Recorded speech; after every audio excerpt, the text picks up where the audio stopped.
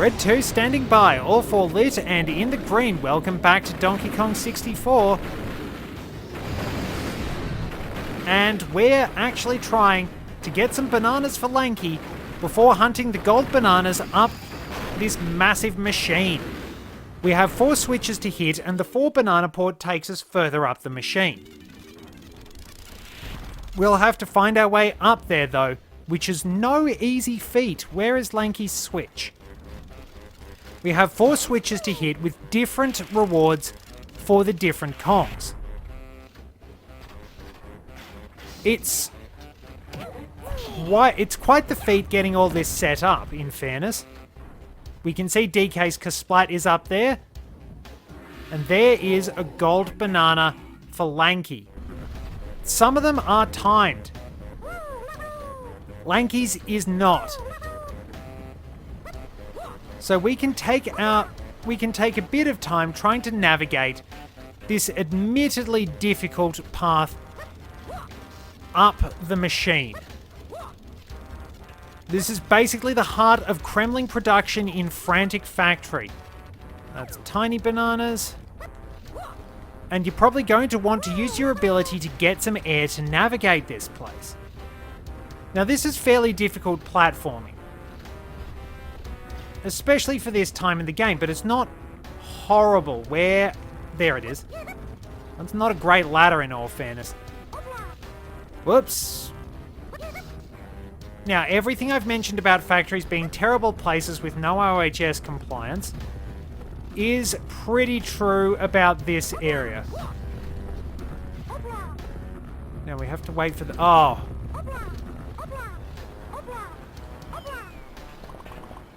Now, we will have to be particularly careful in trying to get to the... trying to get to the 4 banana port. Wait, hang on. Did I even go the right way? Oh, no, I didn't. Ah, right, that's what I have to do. Oh, no!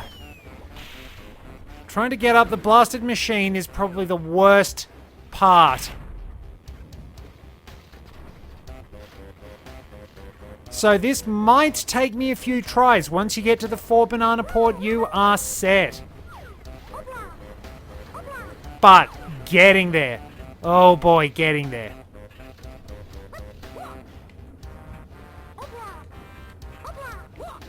Now, as I said, it's not too horrible, all things considered. You've just got to have really good timing. The only thing that makes this tough? The camera. Like pretty much every platformer around this era, the camera is your worst enemy. It is an absolute nuisance to deal with. But could be worse, I suppose. Try and get that.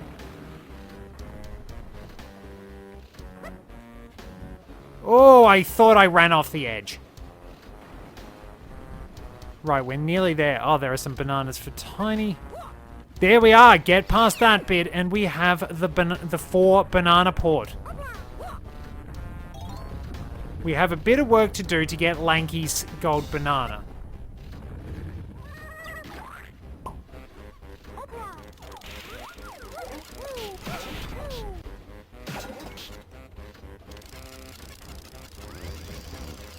Thank you. So yeah, this is going to be kind of painful. We have to navigate this very carefully.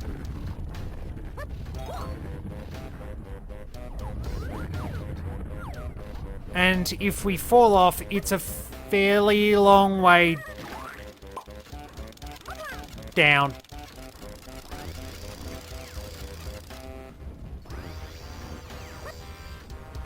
Alright, we can see that my platforming skills are coming to the fore. As in, I don't have any. Somehow I survived. At least if I fall off there, I'm right near the banana port. And we can jump in the tag barrel if we start to die. Oh, I should not have stuck that landing.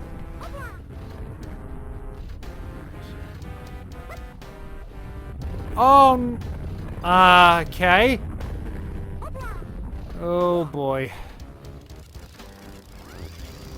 So what's this, the third time now that I've fallen off?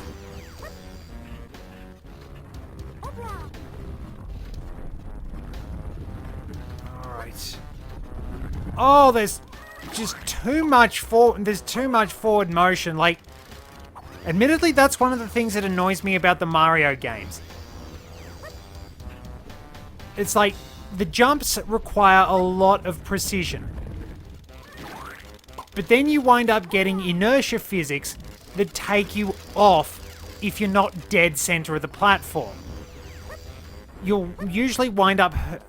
please go back to Lanky. You'll usually wind up dying a lot from basically skipping off platforms because you landed on the edge and inertia just sort of took you off. Now, this is admittedly fairly realistic physics. Incredibly annoying for a platformer. We made it! Now, where do I have to go with Lanky? It's further along this way, isn't it? Now, we have to go a fair way up. With Lanky, we've managed to rack up that so quickly, and Lanky is along... Oh, God. I have to avoid cylinders.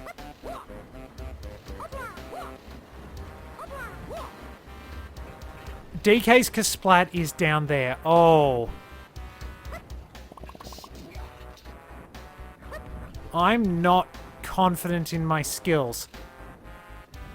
Precision plat... Now, you will wind up watching Lanky move in very weird ways. Because I am that scared of falling off. So, like, I will admit, this has all been my own failing. There's nothing wrong with the game. I'm just crap. I will admit that I have many failings as a player. I make mistakes. I make plenty of mistakes. There are 60 bananas for Lanky up and around the machine. Like, I will screw up plenty of things along the way. There we go. Lanky's work in Frantic Factory is done. Now I need to get down from here. And I don't want to have to... And I really do not want to have to go all the way back up here. Just so I can wind up bringing DK and Diddy to do what they need to do. This is really weird. Camera. Oh my god, the camera. It's... We're gonna have to look from the front. And it's still the same view. Like... How does Lanky have this much grip? Like, this is so weird. Oh, we made it. Okay, now I have to get back across the rotating cylinders.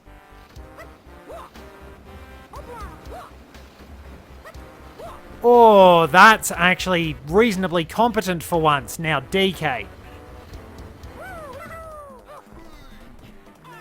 We need DK's Kasplat, and if I pull this off, I'll actually look fairly competent. But yeah, this is quite an adventure. Frantic Factory is a really, really vertical level. It's full of pretty tricky platforming along the way, but it's not exactly insurmountable.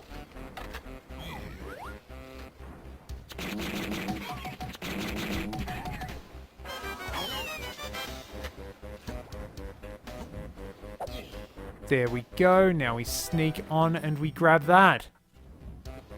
Probably should have gone for Diddy's stuff first. But the tag barrel we need is right down here. So we can proceed up this. I think Diddy needs to hit his switch though. So I probably couldn't have done that much anyway. I think Chunky's is the only one that's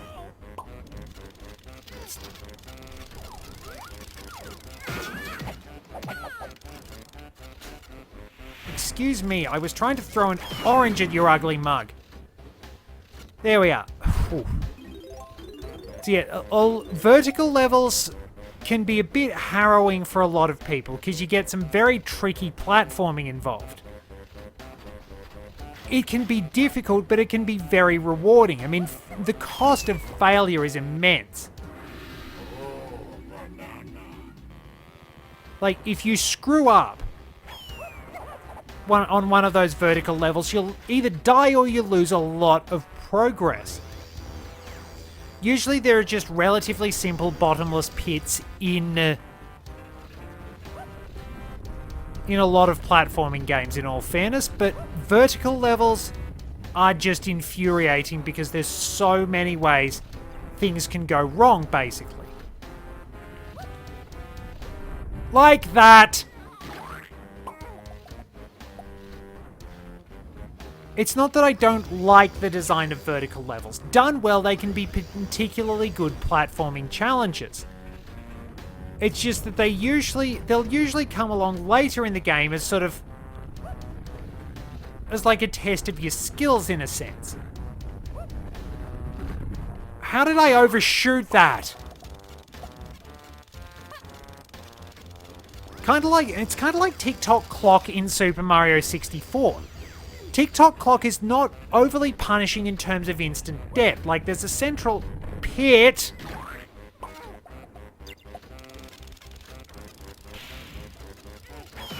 There's a central pit that you can fall down.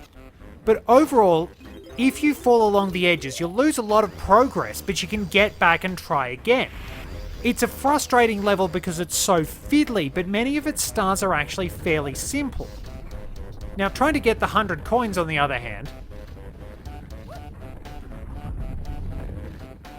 I saw that coming and I still tried to avoid it and I still fell off.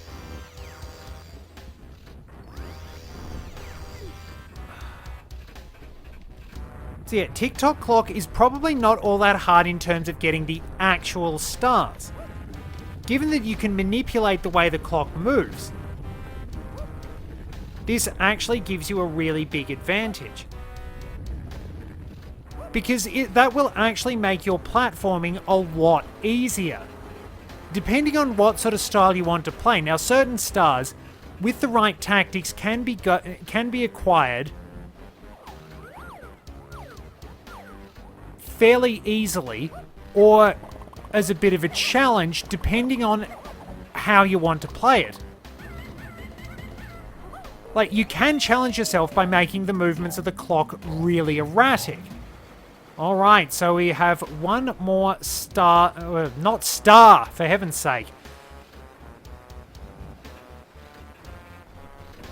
I've just got to see if I can make that jump.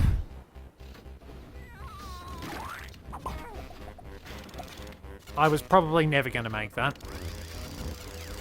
But yeah, couple more bananas up here and then we're actually all done with the level and we can take on the boss.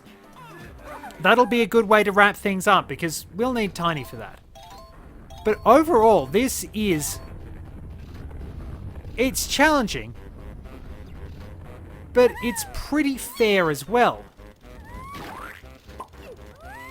Like, there's no instant death, there are plenty of opportunities to restore your health along the way.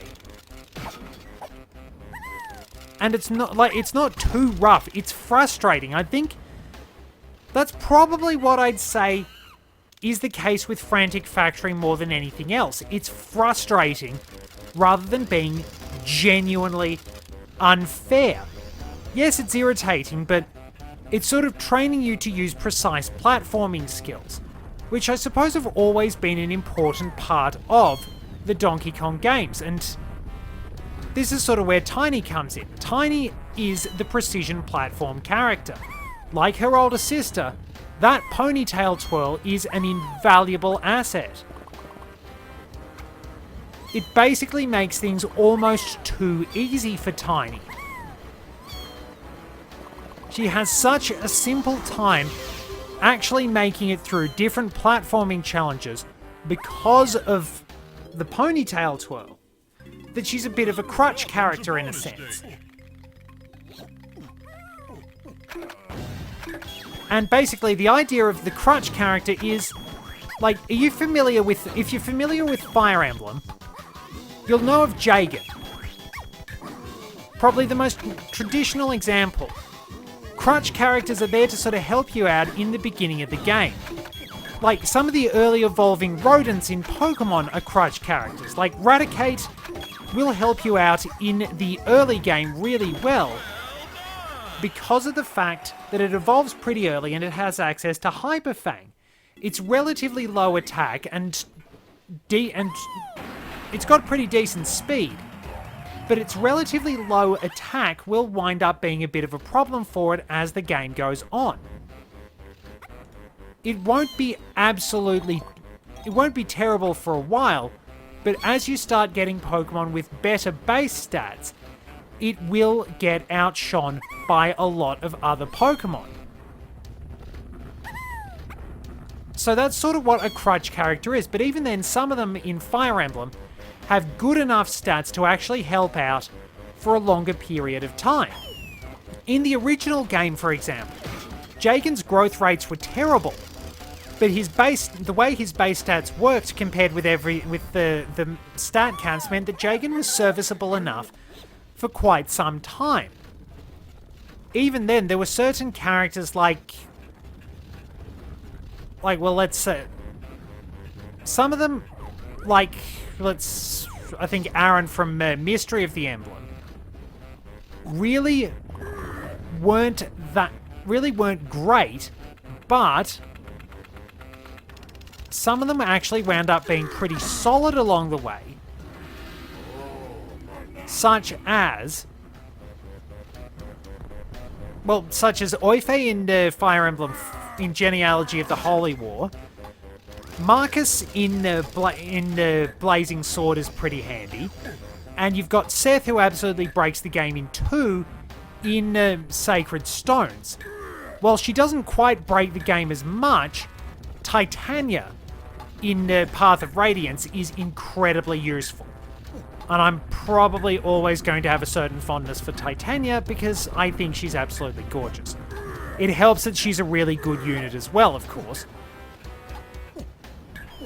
But yeah, some of those crutch characters can actually be pretty good as the game goes on. You're not going to want to use them for certain periods on account of the fact that they're taking away experience from your less powerful characters. But they're still going to be particularly handy in the end game. Some of them aren't. Oh, Chunky.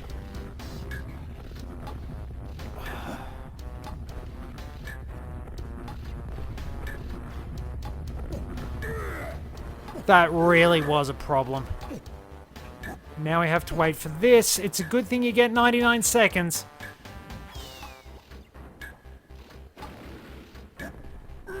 I got 99 seconds and a gold banana takes one. There we go!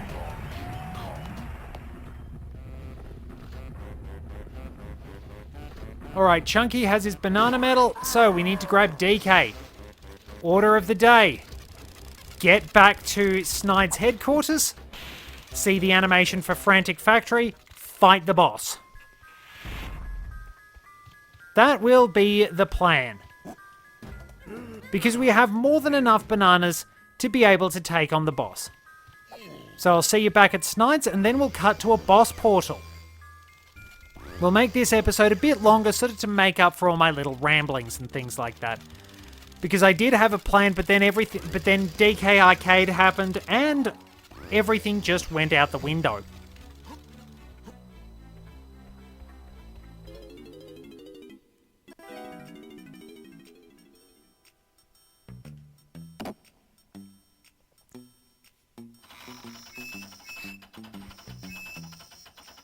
Once again, we get some nice smooth music.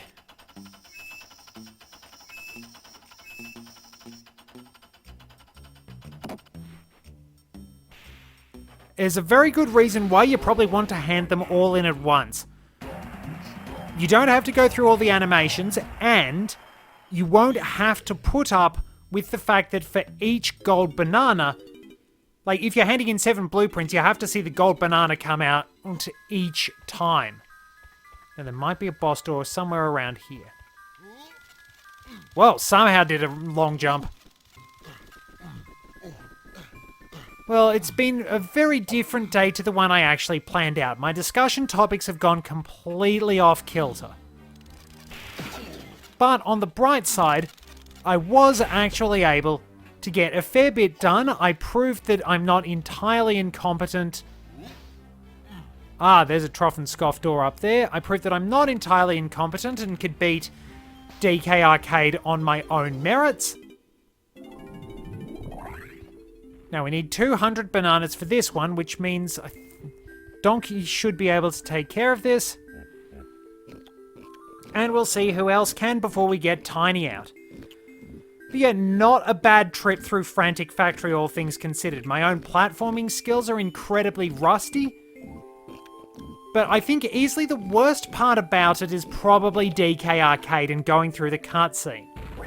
If you manage to get that, you're probably sitting pretty because it's not truly tough. You just need the platforming skills. Wait. Ah yes, Diddy has 100 as well.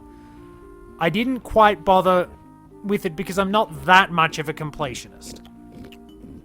Trying to complete this is dare I say it, it's a complete nightmare. Which I think is probably an appropriate term. That's not a bad pun, all things considered. But we are now up against one of the most atmospheric bosses in the series. And we have to do it with the youngest Kong. It's a toughie, but in exchange for putting up with my rambling, you'll get an awesome boss fight. Notably, Mad Jack is the only boss that actually averts being a complete idiot. We've seen Armadillo and Dogadon fight in arenas that basically put explosive barrels in their path. And they also make themselves vulnerable. Mad Jack can't help where he fights you because he's chucked there from a higher level of the factory. Already we've got this dark and dingy room.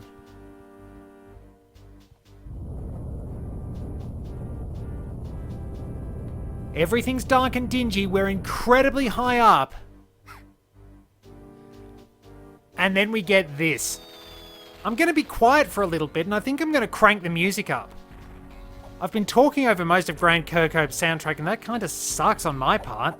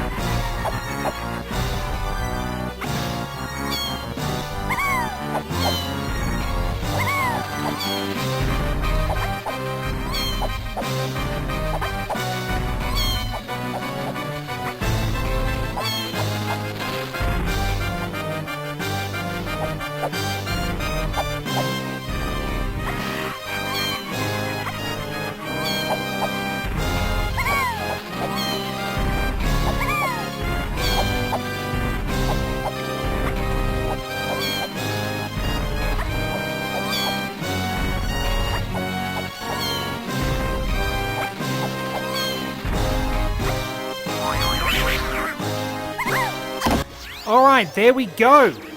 Slightly bad play from me aside, the biggest enemy in this fight is, of course, the camera. When Jack stops to attack you, find the platform on which he is standing, find the switch that corresponds to it, and stomp that. Jack will take damage. You'll take damage if you get it wrong. He will get faster in between phases, and he'll usually stop on the opposite color Oh, how did I fall off there? So unfortunately, falling off resets the entire cycle. So he's going to stop on a blue one.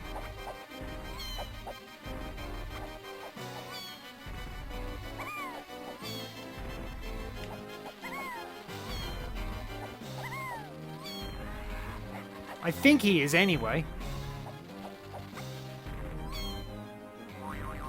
Ah! Okay, don't try and go diagonal. It doesn't work. This is starting to get a little frustrating.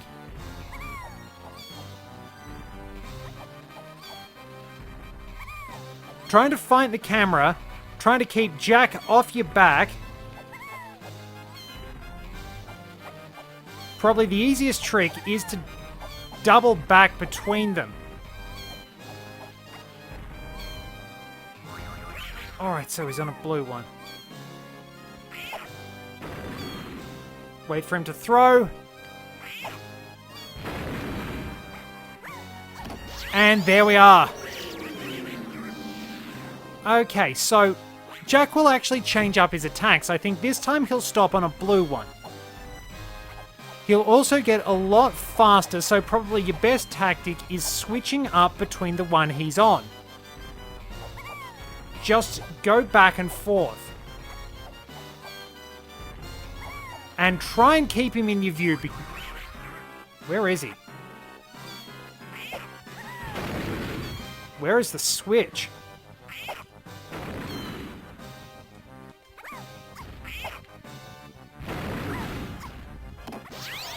How did that count? Okay. So now he'll land on a white one. He'll change up which one he lands on, and if you get good at predicting it, then you can have an easier time of things. This phase he will start firing lasers. Next phase he'll actually turn invisible.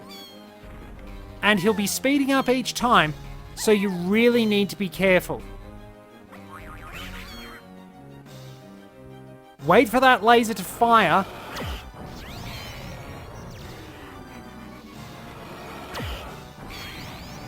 And be very careful because sometimes he can lead his shots. Stomp! Ah, I should have had that. I've often lamented the issues with button response on this thing. But maybe I'm just trying to move too quickly. There's a point where it's not naturally going to respond because of how quickly I'm doing things. So yeah, just getting the timing right is probably the most important thing.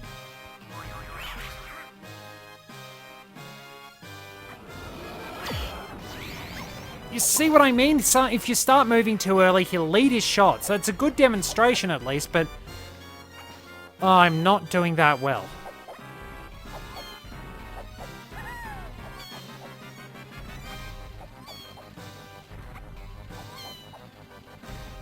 The worst part about this has probably not been the camera, it's been my own jumping skills.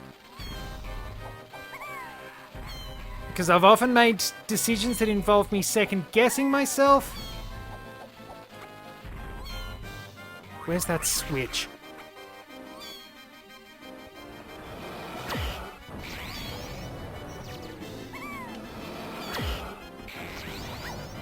Ah! I thought he was going to lead his shot if I moved, and I got myself stuck. I think probably what has become my greatest weakness in this fight is me overthinking things. I mean, it's always been a personal weakness, but like I just tend to worry way too much. I tend to overthink and come up with a fairly complex solution to a simple plan. Like, I often struggle with certain questions and brain teasers because I just can't figure out the simple answer. There we go, we've finally got him. Like, I will overthink things. It's got to be complex. It's got to be difficult. It has to be because I have to find out the tricky solution. Wait, how did he... Did he double back on me?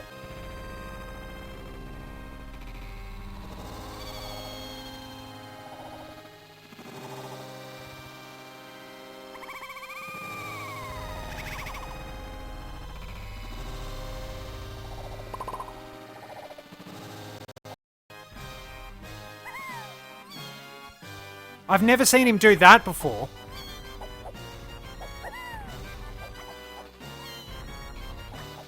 Alright. Basically just run back and forth because he gets very quick at this point.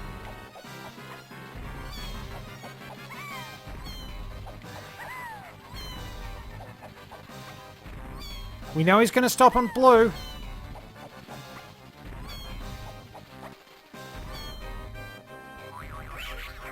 Alright, so he's still firing lasers.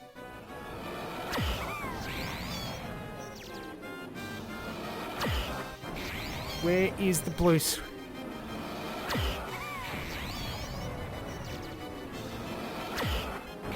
Alright, we've got him cooked. The invisibility shorts out, the platform beneath him disappears.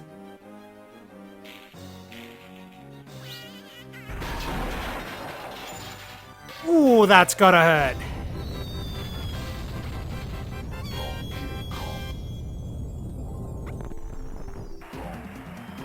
And there we go. Whew. I made that harder than it should have been. But yeah, like I said, I have always been that sort of person who just can't do the easy solution. I always have to make things difficult. But we have at least completed. Let's check the totals. Tiny has the banana medal and the blueprint. Lanky, banana medal and blueprint. Very nice. We've let's... Yep, we've cleared Frantic Factory. Quite an adventure indeed. Whew. Problem is, things get a little bit more arduous from here with the incredibly irritating Gloomy Galleon. It's not too bad, but it could be a lot better. It's mostly manipulating the water level to actually get the challenges you need, and that is bothersome. Tell you what we'll do, though. We'll go and hand in this key because this one doesn't actually do anything. It contributes to everything in the end.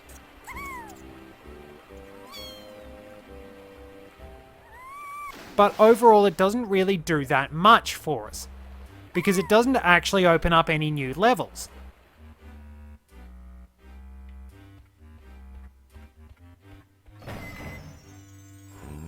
So we'll get to see K-Lumsy's happy dance, and that is... We don't even get to see a happy dance. Well, on that note, it's time to end things. Thank you very much for joining me. It's been quite a journey through Frantic Factory. But we'll have to get ourselves wet as we dive into Gloomy Galleon. That's going to be just as rough. Till next time, this is RedTwo, returning to base. Oh, before I do go, though, let's focus on Tiny for a little bit.